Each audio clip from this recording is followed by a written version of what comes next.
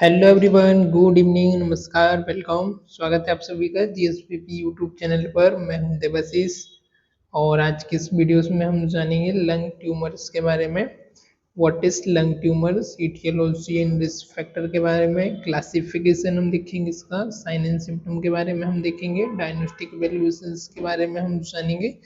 Finally हम management, surgical and medical management और prevention के बारे में आज की इस वीडियोस में हम समझने वाले हैं। तो चलिए लेक्चर को शुरू करते हैं। Lung tumor, often referred to as lung cancer, persistent, one of the most common and deadliest form of cancer worldwide. They originate from the epithelial cells of the respiratory tract and can broadly categorize into the main type: non-small cell lung cancer and small cell lung cancer.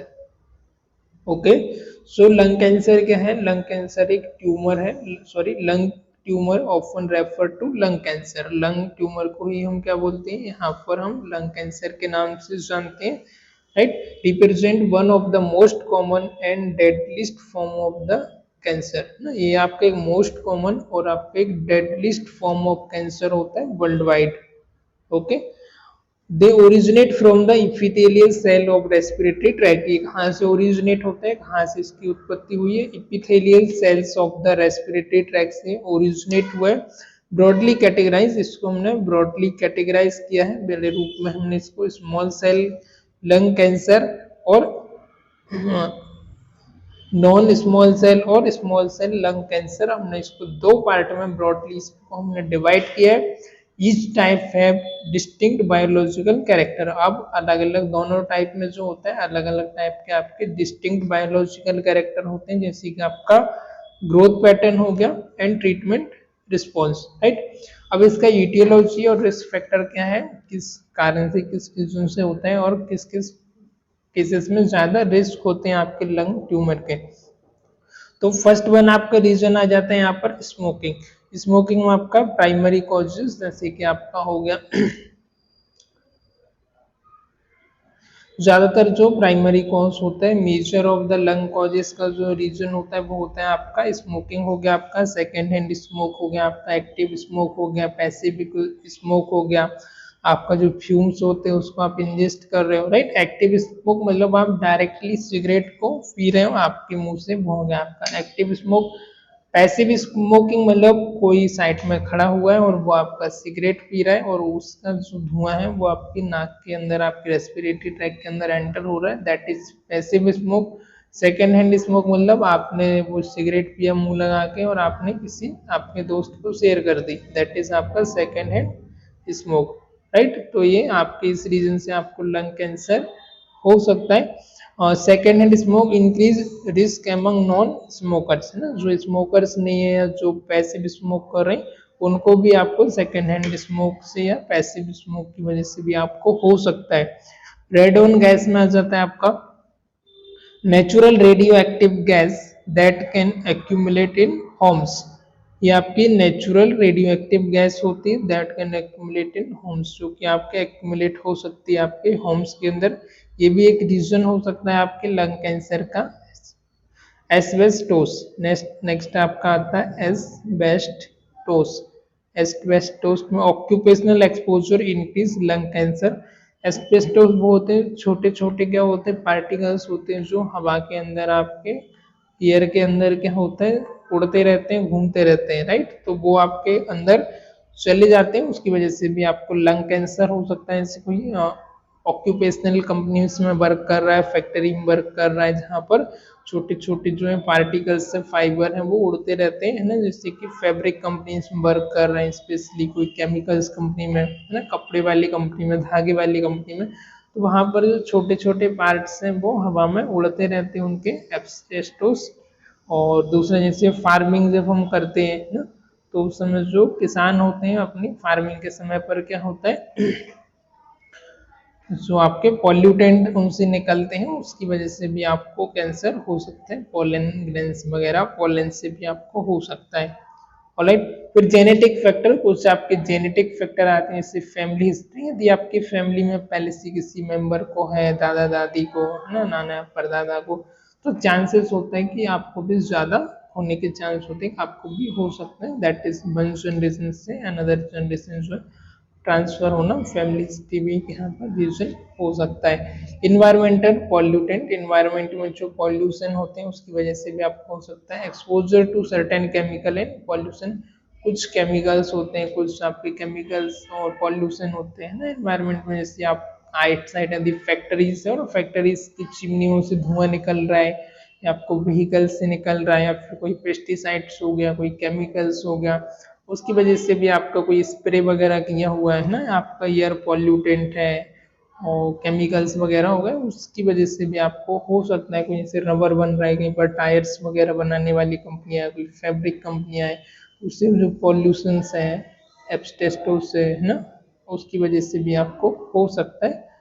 और कुछ gases की वजह से भी आपको हो सकता है। फिर हम बात करेंगे रिस्क फैक्टर के बारे में, कौन कौन से रिस्क फैक्टर आते हैं।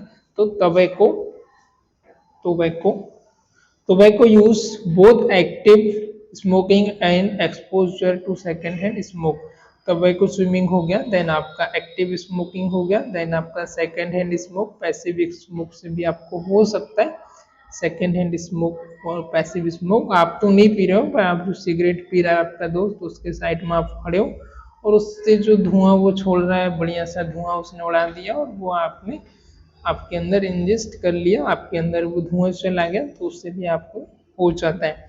इसलिए ना तो सिगरेट पीना है, ना सिगरेट पीने वालों के साथ हमको रहना है, राइट।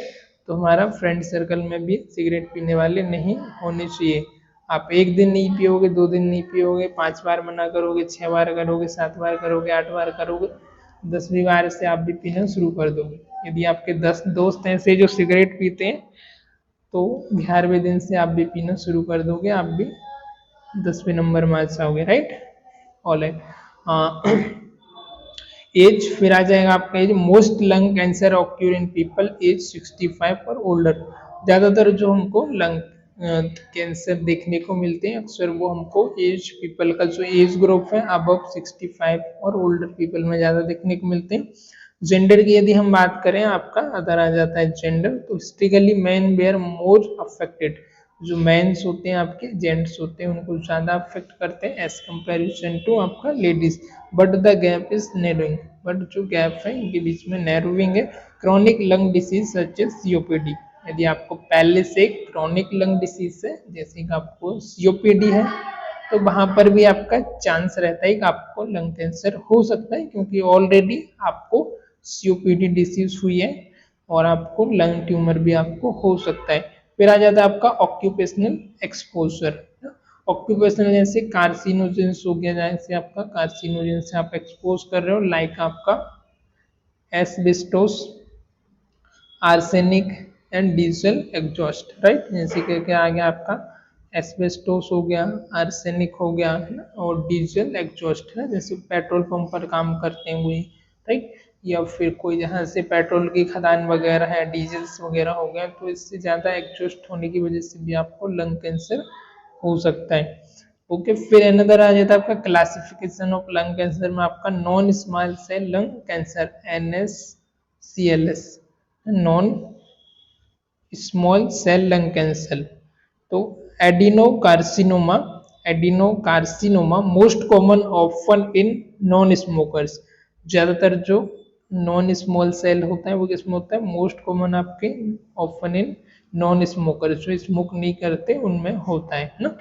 तो ऐसा नहीं कि स्मोक करने की वजह से ही हो सकता है, दैट इज एक रीजन हो सकता है। स्मोकिंग नहीं करने की वजह से भी, एनी अदर रीजन की वजह से भी आपको हो सकता है। कॉजेस के बारे में हालांकि मैंने आपको बता दिया हूँ। और एस्क्यूमस, एस्क्यूमस सेल कार्सिनोमा, फिर अनदर इसका टाइप हमने भी देखा adeno carcinoma, squamous cell carcinoma.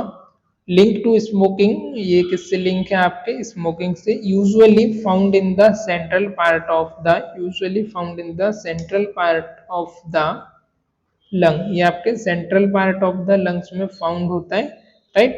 तो that is link with smoking, smoking से आपका लिंक है और usually found in the central part of the lungs. Large cell carcinoma, फिर अगला आ जाता है आपका लार्ज सेल कार्सिनोमा, अभी हमने देखा था, हाँ just minute, large cell carcinoma अभी हमने देखा था, non small cell lung cancer है ना, इसी के अंदर चल रहा है आपका। Okay, so large cell carcinoma में less common, can appear in any part of the lungs. ये वाला फर्स्ट वाला हमने देखा था एडिनो कार्सिनोमा आपके सेंट्रल पार्ट में अपेयर हो रहा था, सेंट्रल पार्ट पर आपका कॉज हो रहा था, पर ये वाला क्या आपके लेस कॉमन है, नॉट मोर कॉमन नहीं है, बहुत कम होता है, अपेयर होता है any part of the lungs, आपके लंग्स के किसी भी पार्ट में अपेयर हो सकता है, नॉट ओनली सेंट्रल पार्ट में। फिर small cell lung cancer, SCLS है ना, small cell lung cancer, highly malignant, ये आपका मैलिग्नेंट होता है, ऑफन मैलिग्नेंट मतलब कि ट्रांसफर होता है एक सेल से दूसरे सेल पर, जल्दी जल्दी ये ट्रांसफर हो जाता है, ग्रोथ हो जाती है इसकी, एक सेल्स का इफेक्ट किया दूसरे को करेगा तीसरे को करेगा, इस तरीके से। ऑलराइट, फिर often associated with heavy smoking, ये एसोसिएटेड होता है हैवी स्मोकिंग से, ऐसा पर्सन जो बहुत ज़्यादा स्मोकिंग करता है, दिन भर में 200-300 पैकेट है वो ख़त्म कर देता है सुबह शाम, मतलब हर 2-3 घंटे में स्मोकिंग करना ही करना है, बहुत ज़्यादा जिसको है एडिक्टेड है, आपका हैबिचुअल पर्सन है, उसको ज़्यादा चांसेस होते हैं, टेंड टू स्प्रेड रैपिडली, और जो बहुत जल्दी रैपिडली स्प्रेड करता है। फिर आएगा आपका क्लिनिकल मैनिफेस्टेशन, मीन्स आपके sign and symptom, symptom related to the cancer, persistent cough, persistent आपको कफ होगा, बहुत ज़्यादा आपको खांसी आएगी, कफ होगा है ना आपको, हीमोप्टेसिस कफिंग विद ब्लड है ना, आपको कफ के साथ साथ ब्लड भी आएगा, जब भी आप खांसी करेंगे तो आपको कफ आएगा, बलगम आएगा, फ्लेगम के साथ साथ आपको ब्लड भी आएगा, blood with sputum, right. Chest pain, आपको छाती में दर्द होगा, रेडिएटिंग आपको चेस्ट पेन होगा, शॉर्टनेस ऑफ ब्रीथ होगी, आपको ब्रीथिंग डिफिकल्टी होगी, आपको दम लगने लग जाएगी, आपको सांस लेने में तकलीफ होगी। बीजिंग, आपको जब सांस लेंगे तो उस समय आपको बीजिंग साउंड आएगा, सीटी जैसा बिस्ल sound.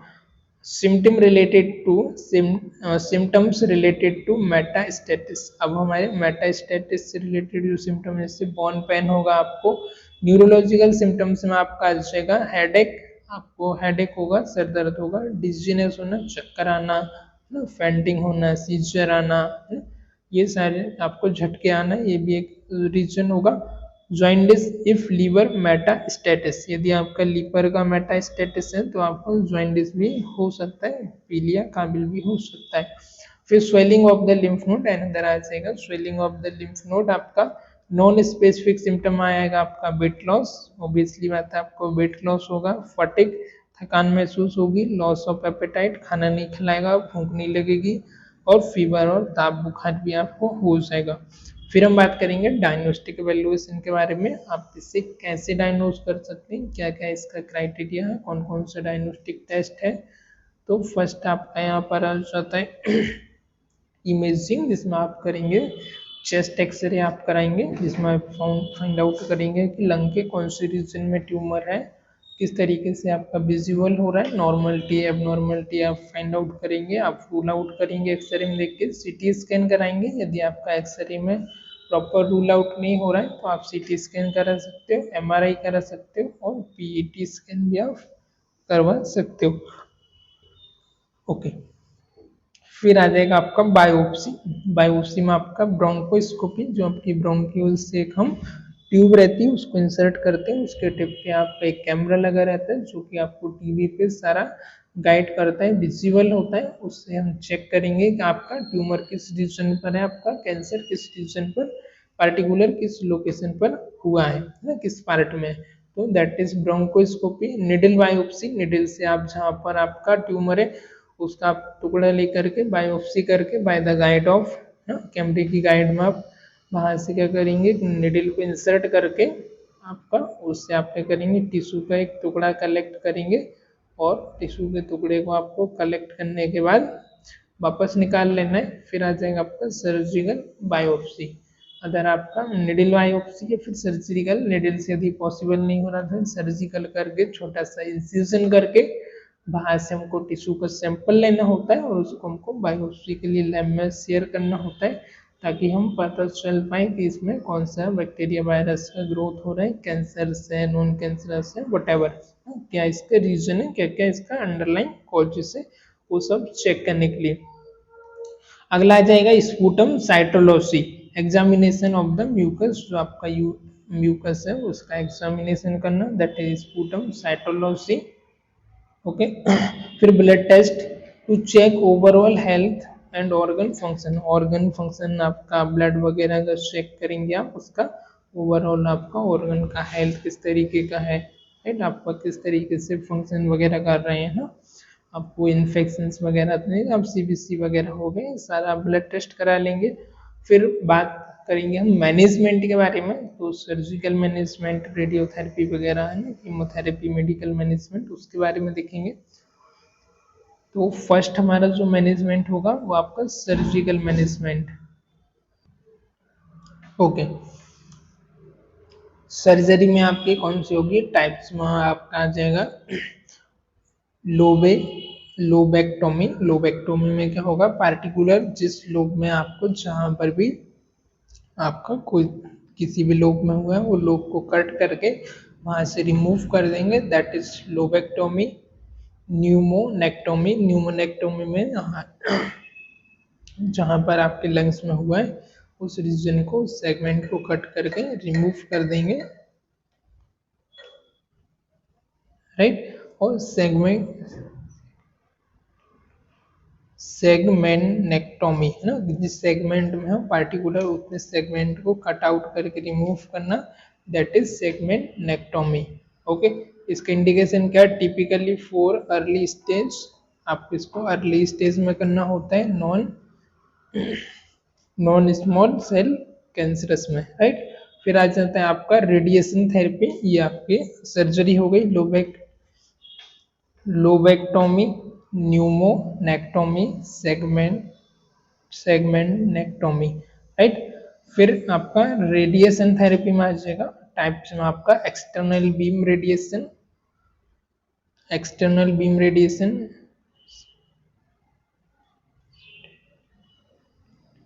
स्टेरियोटैक्टिक body radiation therapy, other आ जाएगा stereotactic body radiation therapy. Radiation therapy में एक्सटर्नल बीम रेडिएशन, जिसमें क्या करेंगे पार्टिकुलर जहां पर भी आपको कैंसरस है वहां पर आप क्या करते हैं, एक रेडिएशन, एक आपका मशीन आती है उससे आप क्या करते हैं, वहां पर आप रेडिएशन डालते हैं, उस रीजन पर बीम डालते हैं आप, जिसकी वजह से वहां का जो अनहेल्दी सेल उनको डिस्ट्रॉय करते हैं रेडिएशन से। इसमें थोड़े से क्या होता है, जो हेल्दी सेल है वो भी किल होते हैं, पर ज़्यादातर राइट साइड में जो हेल्दी सेल वो भी किल होते हैं, और पर हमका जो मेन हमारा पर्पस होता है जो अनहेल्दी सेल उनको डिस्ट्रॉय करना, उनको किल करना है ना, रेडिएशन थेरेपी से, एक्सटर्नल बीम रेडिएशन। फिर दूसरा आता है stereotactic body radiation therapy, uses to kill cancer cell और shrink tumour before surgery, right. तो इसका पर्पस क्या होता है, कैंसर सेल को किल करना और ट्यूमर उसको श्रिंक करना बिफोर सर्जरी। फिर अगला आ जाएगा आपका कीमोथेरेपी, कीमो मतलब आपकी केमिकल्स, मेडिसिन। कीमो में आप क्या क्या यूज करेंगे, uses systemic treatment to kill cancer, ये आपका सिस्टमिक ट्रीटमेंट होता है कैंसर सेल्स को किल करने के लिए। Regimens often use in combination with surgery and radiation, इसमें आपका यूज होता है combination of surgery and radiation का। फोटोडायनेमिक थेरेपी, अदर आ जाता है फोटो मीन्स आपकी रेस। मैकेनिज्म यूजेस लाइट, आपका क्या आता है इसमें, लाइट सेंसिटिव ड्रग, जो light sensitive drug and laser to kill cancer cells, इसमें आप लाइट सेंसिटिव ड्रग देते हैं और लेजर जो आपकी होती है बीम होते हैं उनको हम फोकस करते हैं कैंसर सेल्स को किल करने के लिए। Indication early stage cancerous palliative care, ये आपका पैलिएटिव केयर में आ जाता है, अर्ली स्टेज पर आप इसे कर सकते हैं। फिर अगला आएगा आपका radio frequency ablation, mechanism uses electrical energy to heat and destroy cancer cell, radio frequency में क्या होता है यूज, इलेक्ट्रिकल हम एनर्जी का यूज करते हैं to heat and destroy cancer cell, इसमें आप हीट प्रोड्यूस करते हैं जो कैंसर सेल है उनको डिस्ट्रॉय करते हैं। इंडिकेशन इसका स्मॉल ट्यूमर इंडिकेशन है, patient not eligible for surgery और those patient who are not eligible for surgery, ऐसे पेशेंट को हम यूज करते हैं जो कि सर्जरी के लिए एलिजिबल नहीं है, जिनकी सर्जरी कॉन्ट्रा इंडिकेटेड है, उनके लिए हम यूज करते हैं इलेक्ट्रिकल एनर्जी हीट का, राइट, जो कि आपका डिस्ट्रॉय करते हैं कैंसरस सेल्स का। ये भी आपका रेडियोथेरेपी के जैसे ही होता है, राइट।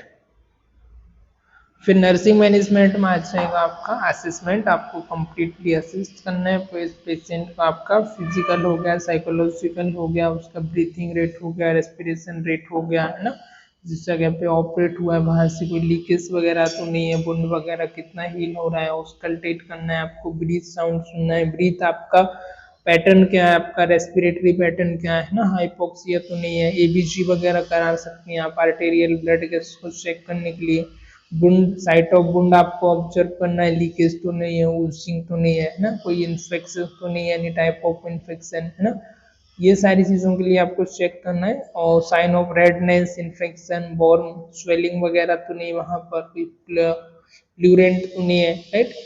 और मॉनिटर करना है आपको, स्पूटम हो गया, साइन ऑफ इन्फेक्शन हो गया, ये सारी चीजें आपको मॉनिटर करना है, येलो ग्रीन कलर तो नहीं आ रहा है स्पूटम का, वो आपको चेक करना है। पेशेंट का टेम्परेचर करना है आपको, 4 आवरली वाइटल साइन चेक करना है, हाइपरपायरेक्सिया है, कंफ्यूजन है तो आपको रिपोर्ट करना है, पेशेंट आपका रेस्टलेसनेस है तो ये सारे आपका नर्सिंग पोस्ट ऑपरेटिव मैनेजमेंट होगा। वाइटल साइन आपको चेक करना है, वाइटल आपका स्टेबल होना चाहिए ना, प्रोफाइलेक्टिक जो भी मेडिसिन है आपकी प्रॉपर तरीके से आपको इसका मेडिसिन एंटीबायोटिक है वो आपको इंसर्ट करना है ना, reduce reduce possibility of infection, infection की पॉसिबिलिटी को आपको कम से कम करना है, आपको इन्फेक्शन कम से कम हो वो टेक्निक आपको यूज करना है, पेशेंट को वेल पोजीशन में रखना है, अपराइट पोजीशन में रखना है ना, साइड रेल्स वगैरह आपको ऑफ करके रखना है, पेशेंट को एनकरेज करना है ब्रीथिंग के लिए, राइट, एक्टिव ब्रीथिंग के लिए, डीप ब्रीथ के लिए, ओके। एनाल्जेसिक मेडिसिन आपको एडमिनिस्ट्रेशन करना है for effective treatment, pain killer medicine जो आती है वो पेन मैनेजमेंट के लिए पेशेंट को एनकरेज करना है, ब्रीथिंग एक्सरसाइज के लिए, कफिंग एक्सरसाइज के लिए, आवरली एक्सरसाइज के लिए आपको एनकरेज करना है। और एडमिनिस्ट्रेशन ऑक्सीजन थेरेपी इंडिकेटेड है तो आप ऑक्सीजन थेरेपी भी एडमिनिस्ट्रेशन कर सकते हैं। Maintain adequate level of hydration, proper तरीके से पेशेंट आपका हाइड्रेट होना चाहिए, आईवी वगैरह आपको प्रॉपर तरीके से टाइम टू टाइम आपको आवरली देना होता है। Provide oral hygiene, oral hygiene आप पेशेंट को प्रोवाइड करेंगे यदि पेशेंट आपका बेड रिडन है तो। डीबीटी को आपको प्रिवेंट करना है, पोजीशन आपको चेंज करते रहना है, बेड सोर्स या डीबीटी ना हो पेशेंट को। Implement passive leg exercise, passive leg exercise वगैरह भी पेशेंट को इम्प्लीमेंट करना है। अप्लाई